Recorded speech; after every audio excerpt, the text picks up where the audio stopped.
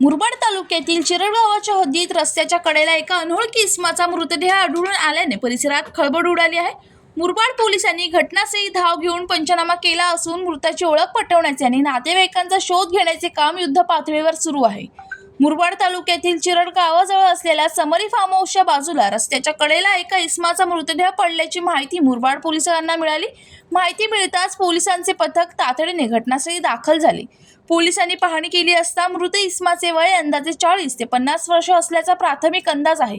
मुरबाड पोलिसांनी घटनास्थळाचा पंचनामा करून मृतदेह शवविच्छेदनासाठी मुरबाड ग्रामीण रुग्णालयात पाठवण्यात आला आहे। शवविच्छेदन अहवालानंतरच मृताचे नेमकं कारण स्पष्ट होईल असे पोलिसांनी सांगितले। सध्या मुरबाड पोलीस ठाण्याचे अधिकारी व कर्मचारी मृत इसमाची ओळख पटवण्यासाठी आजूबाजूच्या गावांमध्ये व पोलीस ठाण्यामध्ये संपर्क साधत आहेत। तसेच बेपत्ता व्यक्तींच्या नोंदणी तपासल्या जात आहेत। या इसमाबाबत कोणाला काही माहिती असल्यास त्यांनी तात्काळ मुरबाड पोलीस ठाण्याशी संपर्क साधावा असे आवाहन पोलिसांनी केले आहे। या प्रकरणाचा पुढील तपास मुरबाड पोलीस करीत आहेत। जीवन शिंदे, जनशक्ती, मुरबाड।